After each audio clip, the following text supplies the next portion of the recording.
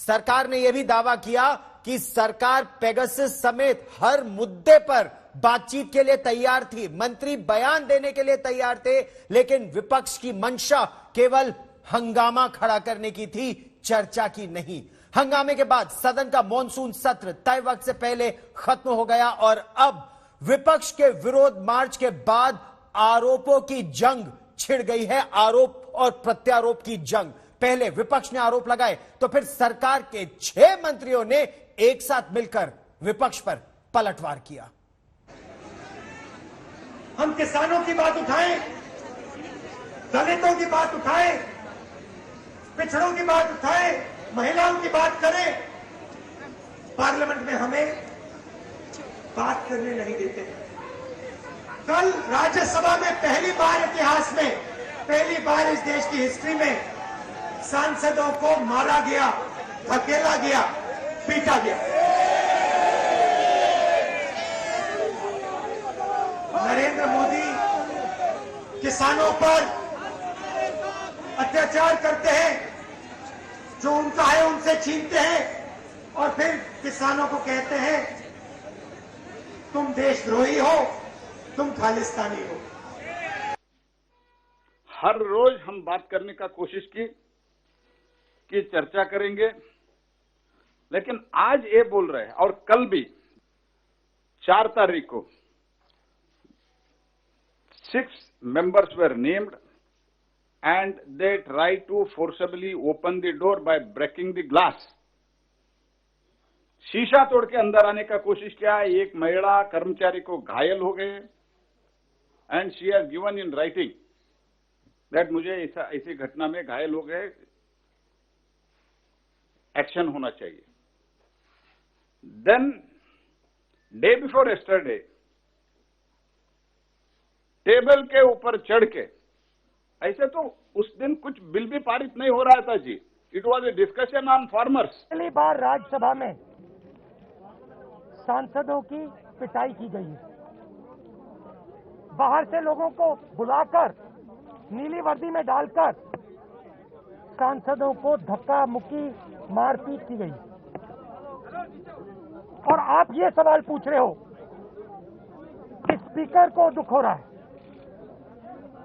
Vice chairman को दुख हो रहा है। चेयरमैन की क्या जिम्मेदारी है? चेयरमैन की जिम्मेदारी हाउस को चलाने की है। चेयरमैन ने हाउस को पिछले दिनों में क्यों नहीं चलाया? जहां देश की जनता इंतजार करती है कि उनसे जुड़े हुए विषयों को सदन में उठाया जाए, वहीं पर विपक्ष ने सड़क से संसद तक सिर्फ अराजकता, अराजकता और अराजकता, ये विपक्ष का एकमात्र एजेंडा रहा। न जनता का हित, न टैक्स पेयर के पैसे की फिक्र और न ही संवैधानिक मूल्यों की गरिमा की फिक्र थी इनको। और जो घटा वो बहुत शर्मसार था, निंदनीय था। और ये घड़ियालू आंसू बहाने की बजाय इनको तो देश से माफी मांगनी चाहिए। As far as 60% of the country is concerned, there has been no parliament session because the voice of 60% of this country has been crushed, humiliated, and yesterday in the Rajya Sabha physically beaten. इस तरीके से इस session को wash out करना है, लेकिन selectively choose करते थे। जब चाहते थे अपनी बात रखना तो कुर्सियों पे चले जाते थे, सिलेक्टिवली डिवीजन भी मांग लेते थे सडनली।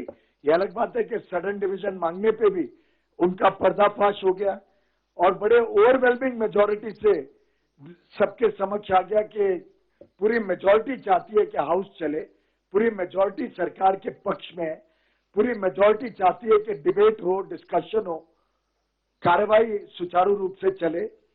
लेकिन विपक्ष इस बात को हजमा नहीं पाया कि उनके बात से देश पूरी तरीके से उनसे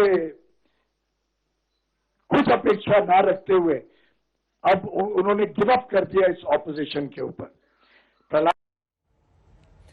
आरोपों और प्रत्यारोपों की झड़ी लगातार लगती जा रही है, लेकिन अब सरकार ने कहा है, पहले विपक्ष कह रहा था कि संसद की तस्वीरें उजागर की जाए, अब सरकार यह कह रही है कि जो जो तस्वीरें हैं, चाहे वो सीसीटीवी कैमरा में है या राज्यसभा टीवी में है, उन्हें उजागर किया जाए ताकि दूध का दूध पानी का पानी हो जाए। संसद सत्र तो पहले ही तय समय से पहले खत्म कर दिया गया। सरकार के खिलाफ आज विपक्ष अपनी लड़ाई को लेकर सड़क पर आ गया। राहुल गांधी ने क्या कहा आपने सुना कि पहली बार संसद में विपक्ष के सांसदों को मारा पीटा गया, उनके साथ धक्का मुक्की की गई। सरकार ने पलटवार किया और यह कहा कि यह विपक्ष है जो मुद्दों पर बहस नहीं चाहता, केवल अराजकता फैलाना चाहता है और अब लोकतंत्र की दुहाई दे रहा है।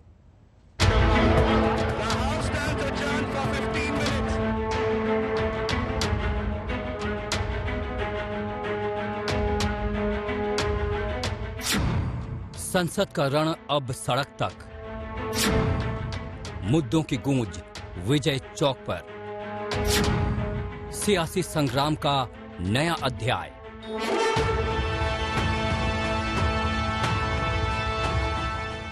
संसद के मॉनसून सत्र के तय वक्त से 2 रोज पहले ही खत्म हो जाने के बाद संसद के इर्द गिर्द विपक्षी नेताओं की ये जबरदस्त चहलकदमी बता रही है कि सत्र खत्म भले हो गया हो, लेकिन सियासत का रण संसद से बाहर निकलकर सड़क पर आ गया है।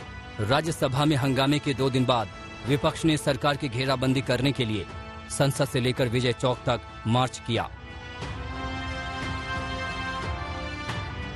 फ्रेम में आपको नजर आएगा राहुल गांधी और उनके साथ तिरुचि शिवा, इधर बाकी सहयोगी दल के नेता है विपक्ष के, संजय राउत, अधीर रंजन चौधरी, एम.के. प्रेमचंद्रन, विनय विश्वाम, खड़गे, सारे नेता यहाँ पे मौजूद हैं और समाजवादी पार्टी भी है। हालांकि बसपा और आम आदमी पार्टी नदारद है। विपक्ष के कई अहम दलों के सदस्य सरकार के खिलाफ विरोध मार्च में शामिल हुए। कांग्रेस के अलावा Samajwadi Party, Shiv Sena, RJD, NCP, TMC जैसी पार्टियों के सांसदों के हाथों में तख्तियां और बैनर थे। इन पर किसान कानूनों के विरोध से लेकर सरकार पर लोकतंत्र की हत्या के आरोपों से जुड़े नारे लिखे थे। विपक्ष ने इस मार्च के दौरान 2 प्रमुख मुद्दे उठाए, पेगासस जासूसी कांड और किसान कानून। वही दोनों मुद्दे जिन पर संसद में मॉनसून सत्र के दौरान मुकम्मल चर्चा नहीं हो पाई थी। राहुल गांधी ने सरकार पर आरोप जड़े तो बीजेपी ने भी तुरंत पलटवार किया। पहली बार राज्यसभा में सांसदों की पिटाई की गई है। बाहर से लोगों को बुलाकर नीली वर्दी में डालकर सांसदों को धक्का मुक्की मारपीट की गई। और आप ये सवाल पूछ रहे हो कि स्पीकर को दुख हो रहा है, वाइस चेयरमैन को दुख हो रहा है। चेयरमैन की क्या जिम्मेदारी है? चेयरमैन की जिम्मेदारी हाउस को चलाने की है। चेयरमैन ने हाउस को पिछले दिनों में क्यों नहीं चलाया? स्पीकर ने क्यों नहीं चलाया?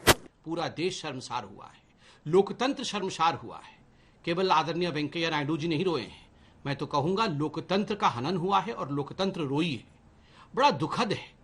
पहली बार संसद के इतिहास में इस प्रकार हुआ है कि लॉबी में गेट तोड़ दिया गया, कांच की एक गेट तोड़ दी गई, जिससे कि एक सुरक्षा कर्मी भी हताहत हुई है, वह भी आज अस्पताल में है।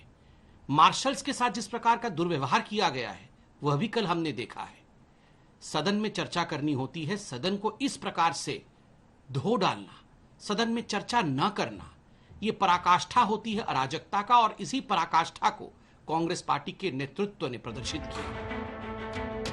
विपक्ष ने सरकार के खिलाफ लड़ाई को सड़क तक ला दिया तो बीजेपी ने आरोप लगाया कि संसद में खुद विपक्ष ने अराजकता की और अब ऐसा जता रहा है कि सदन में बात रखने का मौका नहीं मिला। वो संसद को, लोकतंत्र के मंदिर को अपने अहंकार का अखाड़ा और अराजकता का बाड़ा बनाना चाहते थे। तो क्या उनको इस तरह के अहंकार के अखाड़े और अराजकता के बाड़े को जो है वो कोई भी देश का व्यक्ति ये स्वीकार कर सकता है? आपका हिंसक हंगामा, अराजकता, जिस तरह से उद्दंडता दिखाई पड़ी, वो अपने आप में इतिहास में अभी तक ऐसा कभी नहीं हुआ। एक चीज। दूसरी चीज ये कि सरकार एक बात कह रही थी कि भाई आप हर जो बिल हैं उस पर भी डिबेट में डिस्कशन करो, जो और मुद्दे हैं उस पर भी डिबेट डिस्कशन करो। आप तो तय करके आए थे कि हम जो मानसून सेशन है उसको वॉश आउट करेंगे। लगभग पूरा विपक्ष हम यहाँ क्यों आए?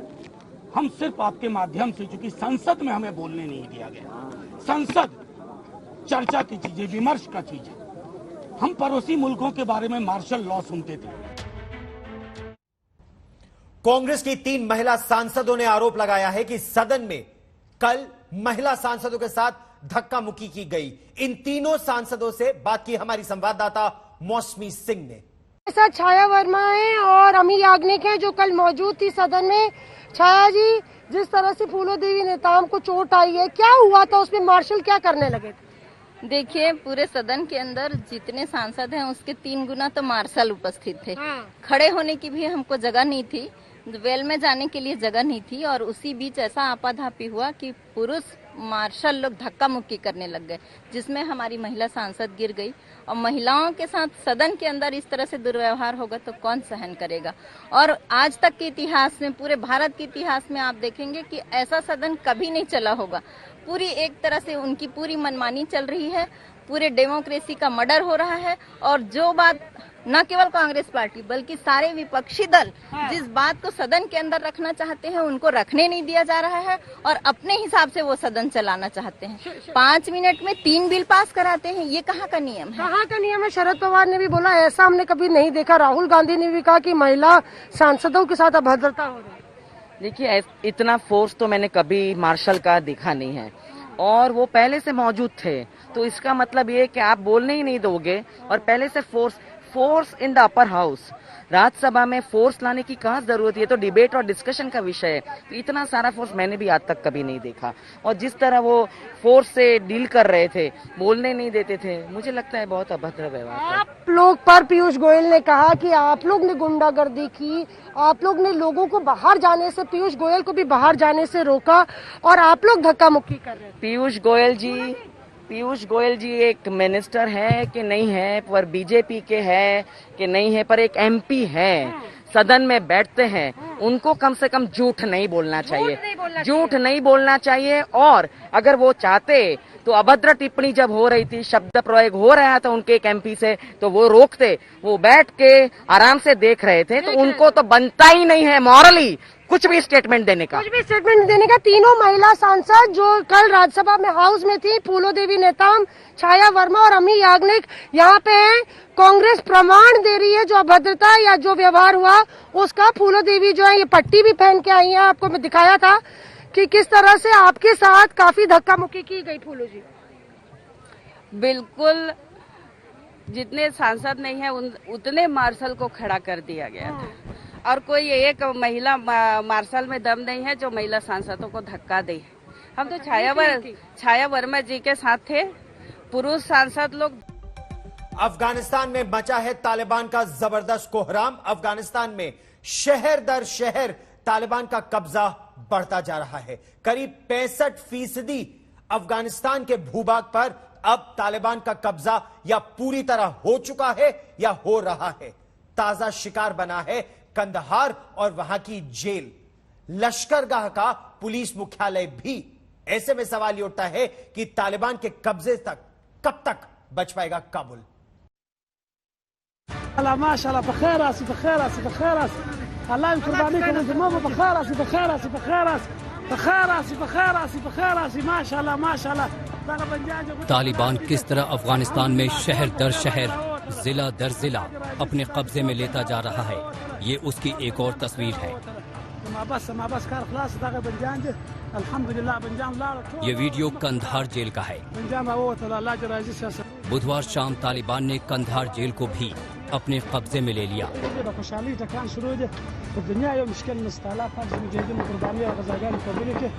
कंधार जेल पर कब्जा करने के बाद तालिबान ने जेल में बंद अपने कैदियों को रिहा कर दिया।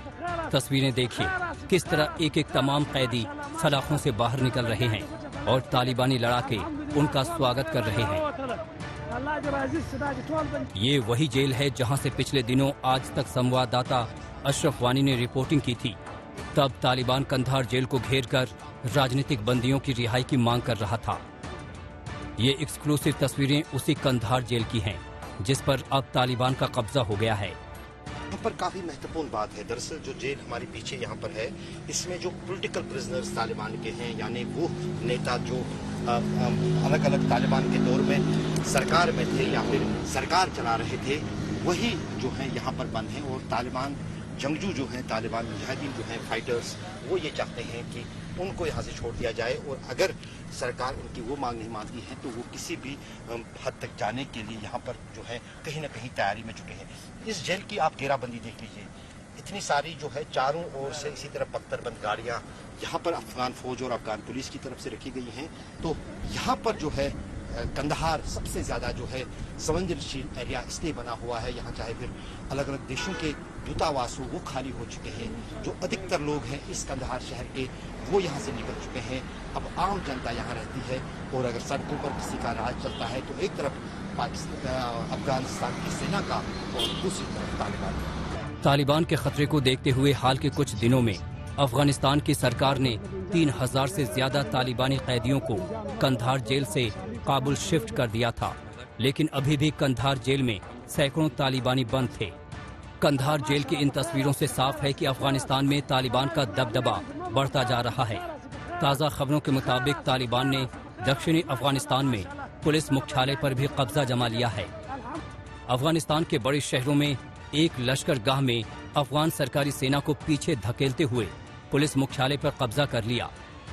लश्करगाह को बचाने के लिए अफगान फौज करीब हफ्ते भर से तालिबानी हमले का मुकाबला कर रही थी। कल तालिबान ने सुसाइड कार बॉम्ब से यहां हमला बोला था और आज पुलिस मुख्यालय पर कब्जा कर लिया। तालिबान के आगे जहां कई अफगानी पुलिस अफसरों ने हथियार डाल दिए, तो वहीं कई पुलिस वालों ने पास के सरकारी बिल्डिंग में छिपकर अपनी जान बचाई। तालिबान अब तक अफगानिस्तान के 9 शहरों को कब्जे में ले चुका है। ऐसा लगता है कि अफगान सेना के लिए तालिबान को रोकना नामुमकिन होता जा रहा है। एक दिन पहले ही तालिबान ने कुंदुज प्रांत के भी अधिकतर हिस्से पर कब्जा कर लिया था। कुंदुज एयरपोर्ट भी अफगानिस्तान के हाथ से निकल गया। भारतीय वायुसेना ने अफगान सेना को जो हेलीकॉप्टर दिया था, उस पर भी तालिबान ने कब्जा कर लिया।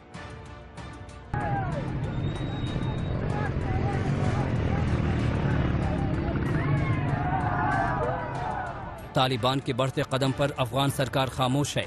हालांकि राजधानी काबुल अभी सुरक्षित है और फिलहाल ये तालिबान के सीधे निशाने पर नहीं है, लेकिन जिस रफ्तार से तालिबान शहर दर शहर कब्जा करता हुआ आगे बढ़ रहा है, वो अफगान सरकार और दुनिया के लिए भी चिंता का सबब है। ये ताज़ा वायरल वीडियो पश्चिमी अफगानिस्तान के शहर फाराह का बताया जा रहा है। बेखौफ तालिबानियों को देखिए। फाराह की सड़कों पर अब तालिबान का राज है। खुलेआम यहाँ तालिबानी घूम रहे हैं। ये तस्वीर कब की है, हालांकि इसकी अभी पुष्टि नहीं हो पाई है। फाराह प्रांत के मंत्री हुमायूं शाहिदजादा के मुताबिक पूरा शहर तालिबान के कब्जे में चला गया है। सिर्फ शहर के बाहर स्थित एक आर्मी बेस तालिबान के कब्जे से बचा है।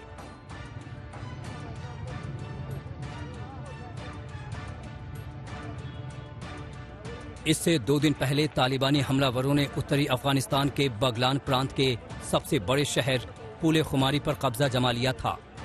सोशल मीडिया में अपलोड किए गए एक वीडियो में खुद को तालिबानी बताने वाले शख्स ने बगलान प्रांत के शहर पर कब्जे का दावा किया है।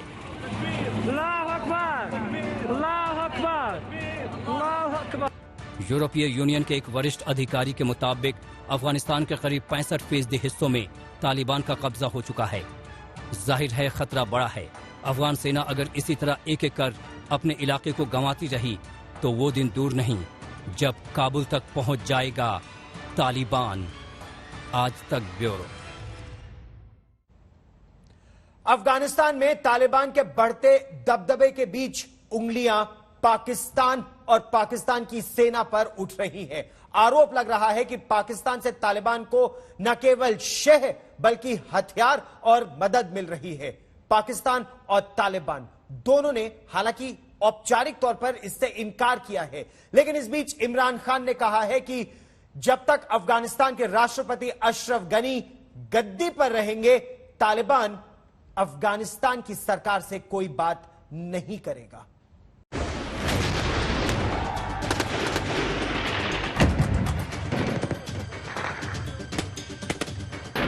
तालिबान अचानक इतना मजबूत कैसे हो गया? क्या अमेरिकी सेना के हटने से मजबूत हुआ तालिबान?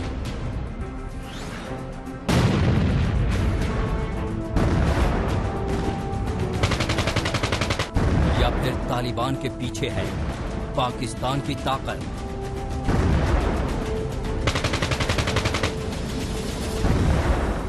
अफगानिस्तान में तालिबान जैसे जैसे अपना दबदबा बढ़ाता आगे बढ़ता जा रहा है, वैसे वैसे तमाम सवाल हर किसी के ज़हन में हैं, खासकर तालिबान और पाकिस्तान के गुपचुप रिश्तों को लेकर।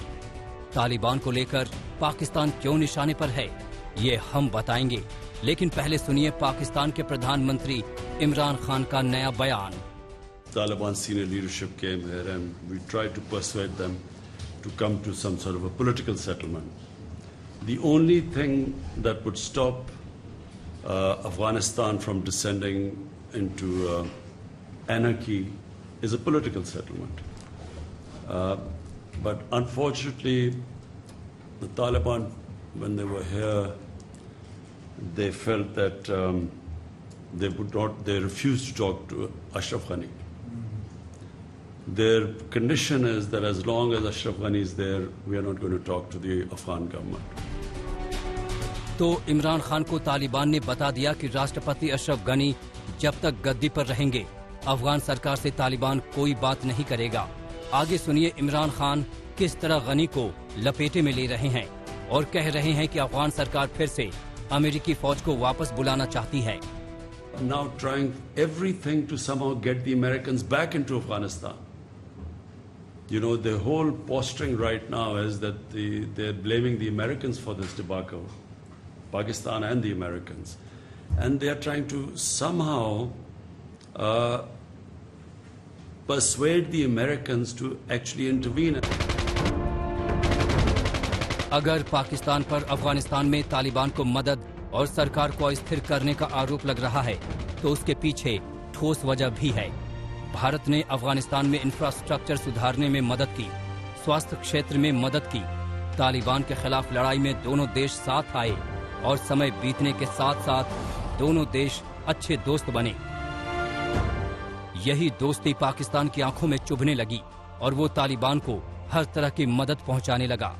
Over 10,000 jihadi fighters from Pakistan and other places in the last month, as well as support from their affiliates in the transnational terrorist organization. To blame Pakistan for what is going on in Afghanistan, I feel is extremely unfair. I came to Kabul. Why would I come to Kabul if I was not interested in peace? The whole idea was that you should have look upon Pakistan as a partner in peace. And I feel really disappointed that we have been blamed. जुलाई में खुलासा हुआ था कि पाकिस्तानी खुफिया agency ISI Taliban की मदद में जुटी है। आईएसआई ने पाकिस्तानी आतंकियों को मदद के निर्देश दिए। दावा था कि पाक खुफिया एजेंसी ने ही तालिबान और पाकिस्तानी आतंकियों को भारतीय ठिकानों पर हमले के निर्देश दिए। आतंकवादियों को ट्रेनिंग और तालिबानी लड़ाकों को हथियार मुहैया कराने के भी आरोप हैं। और तो और अफगानिस्तान से सटे इलाकों में पाकिस्तानी सेना के अस्पतालों में तालिबान के घायल कमांडरों का इलाज करने के भी खुलासे हुए। हालांकि तालिबान इससे इनकार कर रहा है कि उसे पाकिस्तान से कोई मदद मिल रही है। कहा जा रहा है बार बार कि पाकिस्तान और पाकिस्तानी आर्मी तालिबान की मदद के लिए पिछले कुछ दिनों से लगातार जो है जोर दे रही है। आखिर क्या कारण है कि पाकिस्तानी सेना और पाकिस्तानी आईएसआई से मदद ले रही है तालिबान?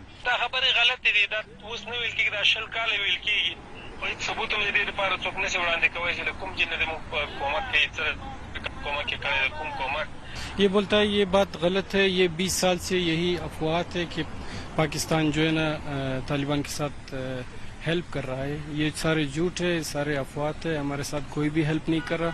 हम लोग जहाज पे नाम से उतरे और हम जो भी करते कोई मुल्क भी मेरे पीछे नहीं है। पाकिस्तान या तालिबान कुछ भी कहे, पर सच्चाई हर रोज सामने आ रही है। नया खुलासा ये कि पाकिस्तान की खुफिया एजेंसी ने अपने मुल्क के मदरसों से 20,000 लड़ाके अफगानिस्तान भेजे हैं। यानी तालिबान के साथ साथ कई पाकिस्तानी आतंकी संगठन भी अफगानिस्तान में सिर उठा रहे हैं। पाकिस्तान पिछले 20 साल से लगातार तालिबान को हर प्रकार की दिशा देता रहा है, उनको सेफ सेंचुरी देता रहा है, उनके लीडर्स को हर प्रकार की सहूलतें देता रहे, यहाँ तक कि उनका हॉस्पिटलाइजेशन है, उनके लड़ाके भी हैं, उनको बीमार हो रहे हैं, उनको लॉजिस्टिक सपोर्ट दे रहा है, उनको असला दे रहा है, वेपन्स दे रहा है, हथियार दे रहा है, पैसा दे रहा है। तो यानी दूसरे लफ्ज़ों में जो भी सामान चाहिए काबुल के ऊपर अपने आप को स्थापित करने के लिए वो तमाम मदद दे रहा है। इसके अलावा उसने 10,000 लड़ाके भी भेजे हैं इन टर्म्स ऑफ टेररिस्ट, और कहा जा रहा है कि 20,000 पाकिस्तानी फौज के सैनिक भी जो हैं वो भी अभी तालिबान के साथ एकजुट होकर अफगान सिटीज़ को कैप्चर करने की कोशिश कर रहे हैं। दरअसल पाकिस्तान नहीं चाहता कि अफगानिस्तान में अमन शांति कायम हो। यही वजह है कि अफगानिस्तान से अमेरिकी फौज हटने के बाद तालिबान को शह देकर पाकिस्तान अपना हित साधने में जुटा है। आज तक ब्यूरो। टूरिस्ट सीजन में कोरोना की पाबंदियों के चलते पर्यटकों के घूमने पर रोक लग गई थी, लेकिन अब उत्तर में लेह से लेकर दक्षिण में केरल तक हर जगह सैलानी सैर सपाटा करते नजर आ रहे हैं। आमतौर पर ऑफ सीजन माने जाने वाले मॉनसून में भी इस बार सीजन से ज्यादा लोग दिखाई दे रहे हैं।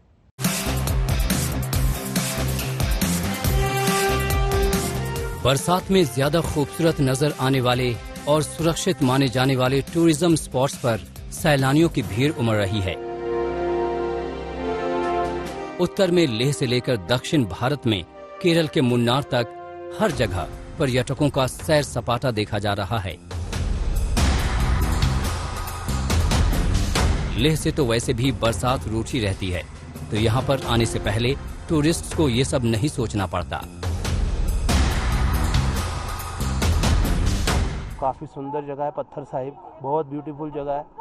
यानी लेह नहीं देखा, लद्दाख नहीं देखा तो कुछ नहीं देखा। ये जगह बहुत खूबसूरत है और यहाँ पर हमें राफ्टिंग करके बहुत अच्छा लगा, और सभी से मैं कहना चाहूँगी कि यहाँ जगह बहुत सुंदर है, इसलिए इसकी साफ सफाई का ध्यान रखें। केरल के मुन्नार का पर्यटकों के लिए फिर से खुलना यहाँ के कारोबार के लिए संजीवनी बनकर आया है। 2018 में जबरदस्त बाढ़ और फिर कोरोना के चलते यहाँ का टूरिज्म लगातार ठप रहा है, लेकिन इस साल बाकी के सीजन से मुन्नार को बहुत आस है। इसी तरह केरल के एक और फेमस टूरिस्ट पॉइंट अलपुझा को भी पर्यटकों के लिए खोला गया है। Actually, people were telling don't come to Kerala, it's all hotspot area. When I actually came here, what I saw was tourist area is almost clean. There is nothing to worry. Wear your mask, use sanitizer, enjoy the ride. Actually, इतने time से घर पे रह रहे हैं तो फिर वो मतलब बहुत हेक्टिक हो गया था। घर पे कंटिन्यू एक ही जगह। दक्षिण के कश्मीर मुन्नार में मानसून में बहार लौट आई है, तो कश्मीर में भी पर्यटकों को लुभाने के लिए लगातार नई कोशिशें जारी हैं। इसी कड़ी में कुपवाड़ा जिले में नियंत्रण रेखा से सटी बंगस वैली को पर्यटकों के लिए खोल दिया गया है। यहाँ पर बंगस फेस्टिवल का भी आयोजन किया जा रहा है। वर्क फ्रॉम होम और ऑनलाइन स्कूलिंग के जमाने में मानसून भी घूमने और काम करने के लिए सुकून भरी जगहों के ढेरों विकल्प पेश कर रहा है, जिससे आखिरकार टूरिज्म इंडस्ट्री को फलने फूलने का मौका मिल सकता है।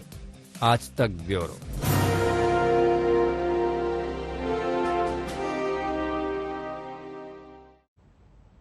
देश भर में चंद राज्यों में दूसरी कोरोना की लहर कम होने के बाद स्कूलों को खोल दिया गया है, लेकिन इन राज्यों में बच्चे कोरोना की जद में आ गए हैं। कोरोना के केसेस स्कूल खोलने के बाद आ रहे हैं।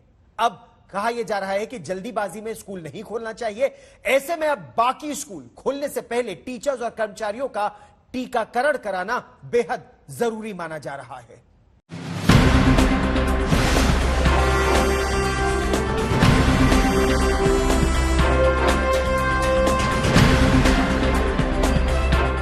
कोरोना की दूसरी लहर का प्रकोप कम होने के साथ ही कई राज्यों में स्कूल खोले जा चुके हैं, लेकिन ज्यादातर मामलों में ये स्कूल केवल बड़ी क्लासों के लिए खोले गए हैं। उसमें भी कहीं 50% बच्चों को आने की अनुमति है, तो कहीं पर आधे दिन के लिए ही स्कूल खोले जाते हैं। ऐसे में अब देश भर में कोरोना काल से पहले की तरह रेगुलर स्कूल खोलने पर विचार हो रहा है। इसके लिए सरकार ने देश भर के करीब 75 लाख शिक्षकों के टीकाकरण को लेकर association of health care providers यानी AHPI को संभावना तलाशने को कहा है। देश भर में करीब 1.5 करोड़ शिक्षक हैं, जिनमें से 50% शिक्षकों का टीकाकरण हो चुका है। नीति आयोग के सदस्य डॉक्टर वी.के. पॉल ने कहा है कि अलग अलग कंपनियों से CSR के तहत पैसे जुटाकर देश भर के निजी अस्पतालों में शिक्षकों का मुफ्त टीकाकरण शुरू करना चाहिए। स्कूल खोलने से पहले शिक्षकों समेत सभी कर्मचारियों का वैक्सीनेशन बेहद जरूरी है। AHPI ने अमेज़न समेत 6 कंपनियों से CSR फंड जुटाने का सुझाव दिया है। AHPI भी अपने हॉस्पिटल के बड़े नेटवर्क के जरिए मिलकर शिक्षकों का वैक्सीनेशन प्रोग्राम लॉन्च करने को तैयार है। AHPI के मुताबिक वैक्सीनेशन CSR एक्टिविटी का हिस्सा है, तो कंपनियों से रकम जुटाकर इसे शुरू किया जा सकता है। हाल ही में हुए चौथे सीरो सर्वे के नतीजे आने के बाद से स्कूल खोलने का सुझाव दिया जा रहा है। सीरो सर्वे के मुताबिक बच्चों में भी अच्छा खासा संक्रमण हुआ था और अब उन पर ज्यादा खतरा नहीं है। दुनिया के कई देशों में कोविड की दूसरी लहर खत्म होने के बाद स्कूलों को खोला जा चुका है। ऐसे में सरकार टीचर्स के वैक्सीनेशन के साथ बच्चों में संक्रमण का खतरा कम करने की प्लानिंग कर रही है। आज तक ब्यूरो।